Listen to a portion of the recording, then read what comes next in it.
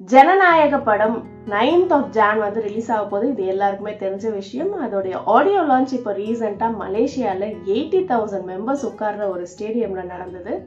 நான் live videos பார்த்தேன். So அதில் வந்து எனக்கு ரொம்ப பிடிச்ச அட்மையர் ஆன சில விஷயத்த உங்க கூட ஷேர் பண்ணலாம்னு நினச்சேன்.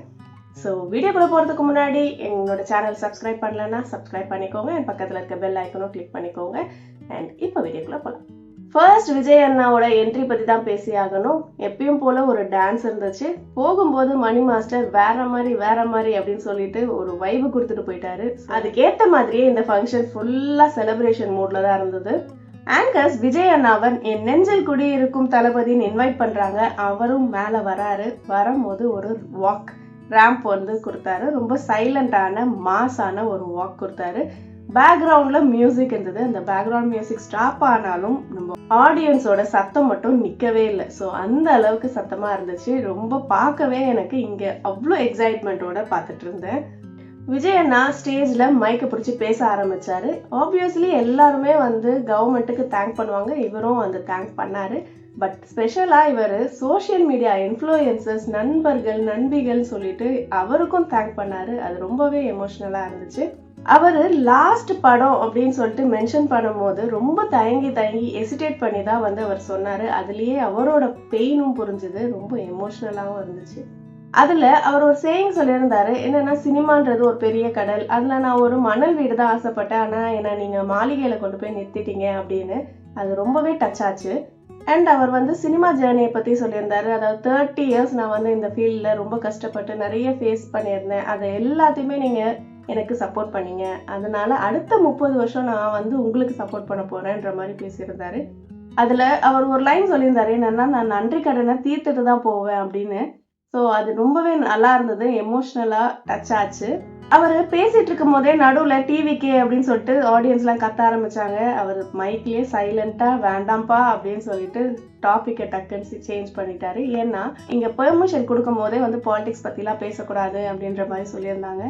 அப்படியும் அது மீறி ஒருத்தர் வந்து ஃபிளாகை காமிச்சதுனால அவரை சைலண்டா அப்படியே தூக்கின்னு போயிட்டாங்க. இதுல ஒரு சில அட்வைஸ் கொடுத்துருந்தாரு. என்னன்னா, நீங்க மேல வரணும் அப்படின்னா உங்களுக்கு ஒரு நல்ல ஃப்ரெண்டு தேவையில்லை, ஒரு எனிமி வச்சுக்கோங்கன்ற மாதிரி. அண்ட் ஒரு குட்டி ஸ்டோரி சொல்லியிருந்தாரு. அதுல நான் அட்மையர் பண்ணது என்னன்னா, எனக்கு அந்த குஷி படத்துல அவர் சிரிக்கிறது ரொம்ப பிடிக்கும். ஸோ கடைசியில அவர் வந்து இந்த moral of the story is அப்படின்னு சொல்லிட்டு ஒரு ஸ்மைல் கொடுத்தாரு. எனக்கு அது ரொம்ப பிடிச்சிருந்தது.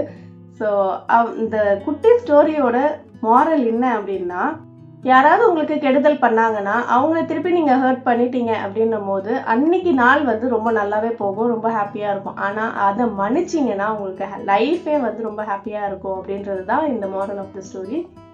இவ்வளோ பெரிய அட்வைஸை கொடுத்துட்டு அவரு இது ஃப்ரீ அட்வைஸ், பிடிச்சிருந்தா எடுத்துக்கோங்க இல்லைன்னா விட்டுருங்க அப்படின்னு ஃப்ரீயா சொல்லிட்டு போயிட்டாரு. அவரோட காம்படிட்டர் பத்தியும் இங்க மென்ஷன் பண்ணியிருந்தாரு, நண்பர் அஜித்தை பத்தி. அதுல வந்து அவருடைய ரெஸ்பெக்ட் தெரிஞ்சது. விஜய் அண்ணா அப்படின்னாலே ஒரு எமோஷன் தான். ஸோ ஆக்சுவலாக பார்த்தீங்கன்னா அவரோட கேரக்டர் வந்து ரொம்ப இன்ட்ரோவர்ட்டாக இருந்தவர். ஸ்டேஜ்லலாம் நீங்கள் வந்து ஏறினார்னா அவர் பேசவே மாட்டார். நம்ம கேட்குற கொஷின் மட்டும் தான் பதில் சொல்லிட்டு இருந்தார் ரொம்ப ரீசன்ட் டைம் வரைக்குமே. பட் சடனாக ஒரு சேஞ்ச், எக்ஸ்ட்ரோவர்ட்டாக இப்போ எங்கே மைக் கிடைச்சாலும் எடுத்து பேசிடுறாருன்ற மாதிரி ரொம்ப ஒரு எஃபர்ட் போட்டு சேஞ்ச் ஆகிட்டு வராரு. ஸோ போடுற எஃபர்ட்டுக்கு நிஜமாவே ஹேட்ஸ் ஆஃப். அண்ட் ஜனநாயக படம் லாஸ்ட் படம் அப்படின்றத திரும்ப அவர் வந்து சொல்லிட்டே இருந்தாரு. அவர் நடந்துக்கிறதும் பார்த்தீங்கன்னா படத்துல சொன்ன மாதிரி தான். ஒரு தடவை முடிவு பண்ணிட்டா என் பேச்சை நானே கேட்க மாட்டேன் அப்படின்னு வரல. அதே மாதிரி தான் அவர் வந்து ஒரு டிசைட் பண்ணிட்டாரு அப்படின்னா அதுல இருந்து பின்வாங்குற மாதிரியான கேட்டகரி இல்லை அப்படின்றது தெரியுது. அண்ட் அவரோட அப்பா கிட்ட சின்ன பையன் மாதிரி அந்த ஒரு ஸ்டேஜ்ல அத்தனை பேர் முன்னாடி ஓடி போய் நின்றாரு. அண்ட் அவங்க அம்மாவை கடவுள் அப்படின்னு சொன்னது இது எல்லாமே வந்து ரொம்ப எமோஷ்னலா இருந்துச்சு. ஒரு 8 hours ஷோக்கு அப்புறம் எப்படி ஒரு மனுஷனால இவ்வளோ எனர்ஜெட்டிக்கா ஒரு சாங் அண்ட் யாரும் எதிர்பார்க்காத நேரத்துல ஒரு பெர்ஃபார்மன்ஸ் டான்ஸ். ஸோ இளைய தளபதி விஜய் வேற மாதிரி.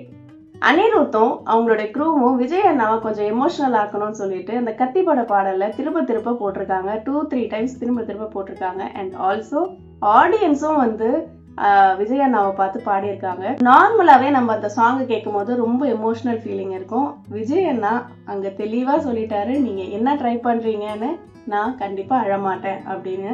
இது ரொம்பவே எமோஷ்னலாகவும் ஃபேர்வெல் செலிப்ரேஷன் மாதிரி இருந்துச்சு. ஒரு 51 வயசுல நம்மளால இவ்வளோ எனர்ஜெட்டிக்கா இவ்வளோ ஃபோர்ஸோட நம்மளால இருக்க முடியுமான்னு தெரியல. பட் விஜய் அண்ணா வேற லெவல். பாட்டு, டான்ஸு, ஓடுறாரு. அண்ட் அவருடைய ஃபோர்ஸ் இன்னமும் குறையவே இல்லை. அண்ட் மோஸ்ட் இம்பார்ட்டண்டா அவர் இன்ட்ரோவர்ட்டா இருந்து எக்ஸ்ட்ரோவர்ட்டா மாறுறதுக்கு ரொம்ப எஃபர்ட் போட்டுட்டு இருக்காரு. ஸோ அதுக்கு ஹேட்ஸ் ஆஃப் விஜய் அண்ணா.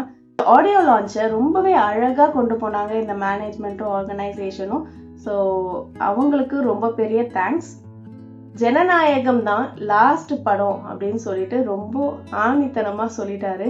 ஸோ இது கேட்கறதுக்கு ரொம்பவே ஹெவியாக இருந்தாலும் இந்த படம் ரிலீஸ் ஆனதுக்கப்புறம் இது ஒரு ஃபேர்வெல் செலிப்ரேஷனாக தான் இருக்க போகுது.